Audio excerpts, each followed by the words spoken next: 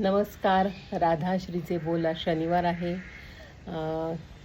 सप्तचिरंजीवांपैकी श्री हनुमंत यांचा आज वार आहे आणि साधनेच्या माझ्या टप्प्यामध्ये म्हणजे ऑकल्ट सायन्सकडे जे लोक जातात, लोक येतात, त्यांना त्यांची साधना वाढवावी लागते, एनर्जी वाढवावी लागते. कारण समोरच्या माणसाला प्रश्नाचं उत्तर देताना अचूकता यावी हे एक त्याच्यामागचं कारण असतं आणि आपोआपच मटेरियलिस्टिक गोष्टींपासून तो माणूस डिटॅच व्हायला सुरुवात होते आणि हळूहळू योग्य त्या साधनेपर्यंत तो पोहोचतो.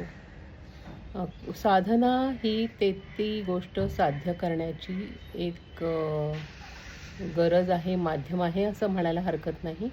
आणि ही साधना करताना मला कैचीधामचे बाबा, एक महाराज, एक हनुमंताचा अवतार असलेले सत्पुरुष निमकरोली बाबा यांची माहिती मिळाली आणि नंतर असंही कळलं की ह्यांची पण टॅरो कार्ड्स आहेत. आणि मग ती टॅरो कार्ड्स आल्यानंतर माझ्या हातामध्ये मी त्यांचाही अभ्यास सुरू केला. कारण टॅरो कार्डमध्ये तुमची जी एनर्जी असेल, तुमची जी भावना असेल, तुम्ही आतून जेवढे प्युरिफाय होता तेवढं टॅरोचं उत्तर जास्त स्पष्टपणे आपल्याला मिळत जातं, त्याचा गायडन्स मिळत जातो.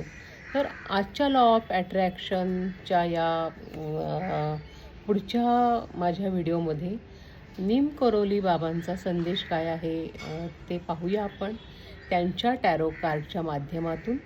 कालच्या पौर्णिमेत पुन्हा रिच्युअल्स केलेली आहेत, त्या प्रकाशात ही माझी कार्ड्स ठेवली, माझी नेहमीची कार्ड्स, आणि ही निमकरोली बाबांची सुद्धा कार्ड्स.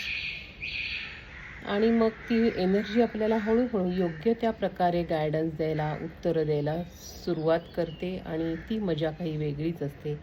तर चिंता मत कर, जो यहाँ तक लाया है वही आगे भी ले जाएगा, असं सांगणारं हे कार्ड माझ्या हातात आलेलं आहे निमकरोली बाबाजींचं.